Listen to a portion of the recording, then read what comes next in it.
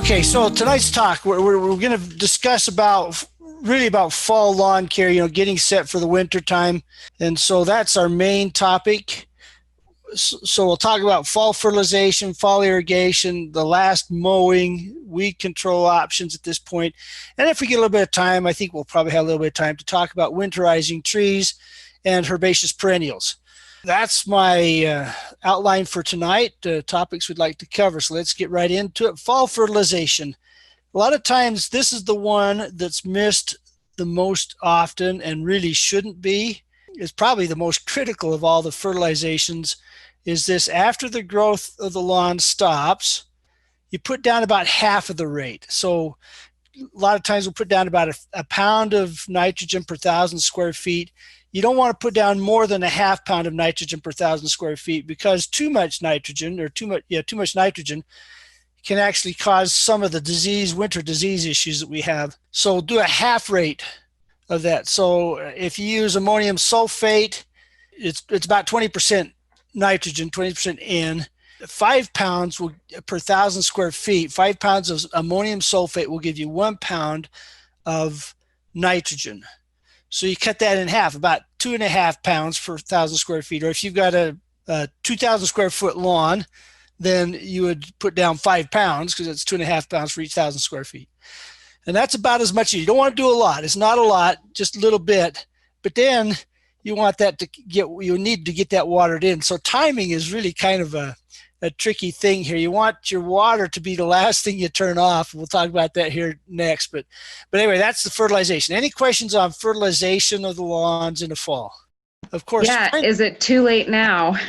No, actually it's not. The challenge waiting until now is whether or not you've got your sprinkler system still turned on, if you can get watered in. I put mine down Saturday morning before the rainfall. I didn't know how much it was going to rain, how much snow or rain we would be having. And so I started watering it in, just a light watering with my sprinkler system. And then it got to where it was raining pretty heavy or snowing fairly heavily. And so, well, okay, that's enough to get that down into the top couple inches of the soil, so we should be okay. So it's not too late now. Matter of fact, you want to do it after the lawn is dormant, but before the ground really gets frozen. That's kind of your time frame. Okay, let's talk about irrigation. So this is yesterday. This picture right here is yesterday. I'm blowing out my water lines, okay, in the snow. Obviously, they're not frozen yet, but you want to irrigate before the ground freezes so that you can get it soaked into the ground, but you don't want your ground to be waterlogged through the winter. So it's kind of a timing issue. At this point, if your ground is really dry, you need to get some water in there. So you take a screwdriver out there, and as long as it's not frozen, you can push the screwdriver down in the soil on the warm part of the day. It's not frozen down very far. So you can check your moisture level of the soil. If it's dry, then you'll want to probably put a little bit of water in there to help the lawn through the winter. Again, you don't want to get it waterlogged. In other words, saturated so that there's no oxygen in there. The roots will need oxygen in the springtime here in the fall too, because the roots are growing when the soil temperature is 40 degrees, up above 40 degrees. Typically, that's when your roots will grow. Well, with grasses, it's probably even colder than that, because a lot of your grasses will germinate when it's below 40 degrees, 35 degrees on a lot of those cool season grasses. And so the roots will grow when the soil is fairly cool, even though the top's not growing. And so they'll be growing a little bit here in the fall, especially if there's some moisture. But in the springtime, when the soil warms up, you want that moisture to be there, because a lot of times it's hard to get the moisture on in the springtime. So that's why you want to have that irrigation here before things totally freeze down. And then when you're done, after you've done that, you want to winterize your system. And this, of course, you want to do before it gets frozen, because then you can't do it. Okay, questions on irrigation. We always talk about irrigation. When we irrigate, we water. Now, I just irrigated was just lightly, just to get that fertilizer down into the soil. But you want to make sure that you've got the soil profile, the root depth, at field capacity, not saturated, but at field capacity. And so every time we irrigate, that's our goal, is to get that up to field capacity and then not over irrigate, but not under irrigate. And so you just change the amount of time between when you irrigate. All right, what about fall mowing? Now, all year long, we preach and preach and preach about mowing high. 2.5, 3 to 3.5 is actually better. But they say at least above 2.5 inches, but 3 to 3.5 inches is better. The longer the blade, the deeper the root. Well, when it stops growing in the fall, we're not as worried about that. Now, most of in grasses, the energy is in the crown of the plant and those lower inches of the leaf. But if we get the grass too long and it lays over, then we start getting the snow mold kinds of issues, especially if there's a lot of snow on the ground, but you can get some of those winter disease issues. So it's better in the fall. That's the time that you can cut it short.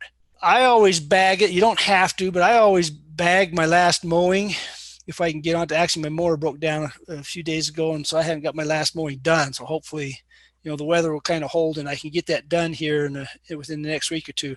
Hopefully the snow will disappear. I can get this mowed off. You can do that after it's done growing. That's fine. You don't have to do it. You can wait if you don't have snow buildup. If you get snow on the ground, then it's kind of hard. But if you have not been putting any herbicides on there, go ahead and compost it. Bag it and compost. And a lot of times there's leaves on the grass and things like that. That's one of the reasons why I like to bag, is to get all the leaves off from the grass, because those leaves can cause a mat on top of the lawn in the springtime and cause some disease issues as well. So if you didn't put down a herbicide within the last few weeks, depending on the label and the product that you're using, then you can use those in your compost. If you have put the herbicide down, then I would probably, other than the fact that I want to pick up the leaf litter from the trees, I would be more inclined to just mulch it back down into the lawn. And I cut this short. And when I say short, to me, short is about 2.5 inches, maybe down to 2 inches, but it kind of depends on how even your lawn is too. So that's pretty short. For some people, that's as high as they mow their lawn all summer long, but it's not good for the grass. So, okay, then weed control. Pre-emergent, if you do a pre-emergent, you should have done it in early September. It doesn't do you a whole lot of good right now to do pre-emergent. If you're worried about spring germinating weeds, then do your pre-emergent in the springtime, usually about the time the forsythia bloom. That's the first yellow blossoms that comes out before the leaves do. It's really a pretty bush. So pre-emergents should have been put down by now. If you've got perennial weed issues, they're pretty well going dormant, and so they should have probably been sprayed a couple of weeks ago if you're going to spray the dandelions and some of those perennial lawn weeds that we have. So weed control right now is kind of after the fact. We probably should have had this discussion a couple weeks ago, but we were talking about bulbs at that time. So perennial weeds, what we spray for typically, and then the pre-emergent for those that would be germinating, usually in the fall and in the spring, when you get most of those germinating. Now, we do have some summer annual weeds that you can use a pre-emergent for throughout the summer, like black medic and knotweed and some of those that will germinate during the summer. But typically most of your weed pressure comes in the springtime and in the fall. So that's it. That's the lawn. That's all you got to do to get your lawn ready for winter. Pretty easy. A lot easier than mowing it all summer, right? So let's talk about winterizing trees. This is really important, especially for fruit trees, your stone fruits, and even your apple trees. The young trees have a pretty thin bark, and when you during the winter, or especially in the springtime, the sun will reflect up off the snow. It'll warm that bark and kind of get some juices flowing, and then it freezes, and then it warms and freezes, and so we get damage on the south and west sides of the trunks. Usually not so much the east, but the south and west are the worst. And we call that southwest winter scald. And it's just because of that warming and freezing. Now, there are other trees that will happen to as well. Maple trees are quite susceptible to that. The younger maple trees can get that on that south side. Doesn't typically kill the tissue, it just damages it. And then what happens is we get a borer will come in and they'll take advantage of that weakened tissue.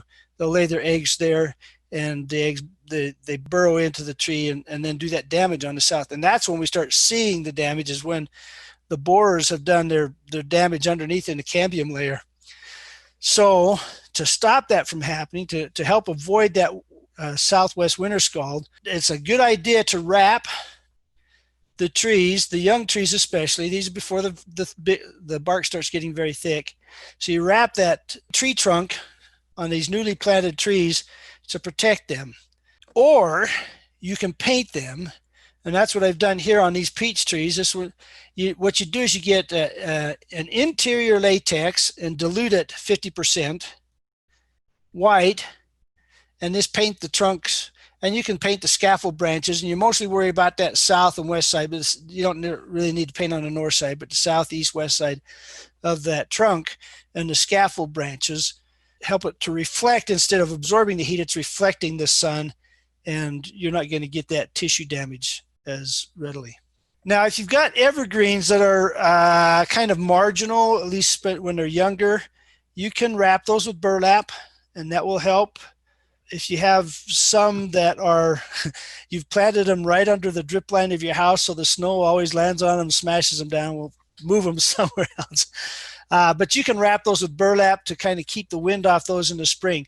Now, when you do wrap these, whether you use that plastic wrap on the deciduous trees or the burlap wrap, you want to take them off in the springtime as things start to warm up again. As soon as they start, especially the deciduous trees, as soon as the buds start to swell, get those off from there, because your pests will hide underneath that plastic, and you want to get that off there so that they don't start taking advantage of that hiding area. And then rodents, rabbits, mice, voles, they all cause problems on trees. And some of them, especially rabbits and mice, will girdle your trees. And so do a kind of an exclusion fence, little fence protection. Some of that not landscape, but construction fabric, like the 1/4-inch square mesh, you put that around there, something like that, to keep them from getting into the trunk. That will help in the wintertime to protect your trees from those rodents, especially your young trees. And finally, perennials. These are herbaceous perennials. Herbaceous means they die back down to the ground, but they come back from the root every year. So your woody perennials are your trees and your shrubs. And then your herbaceous perennials would be things like the peonies and the daisies, and those perennials that come back year after year, daylilies and irises. So you should cut the biomass back. Again, if you get that biomass laying down, you can get some disease, mold issues kind of developing on the soil right there. And so it's a good idea. You don't have to make it, nuke the ground kind of a thing, clear bare earth kind of a thing. It's not a bad idea to take off that raw biomass and then put on some compost over the top of it. You don't necessarily have to work that in, but you can get the compost on the top of it. If your perennials are starting to get pretty crowded, typically the best time to divide your perennials is after they've gone dormant. You can plant them, you can dig them up and replant them, like we talked about with the spring bulbs talk we had a couple weeks ago. Now's not a bad time to do that, but you want to do it before the ground gets frozen. Again, you want the roots to try to kind of get established before it gets really cold. Hey, Ron. Yeah. What about the trees? We have some ash trees and some pines and stuff. Should we give them a drink of water before?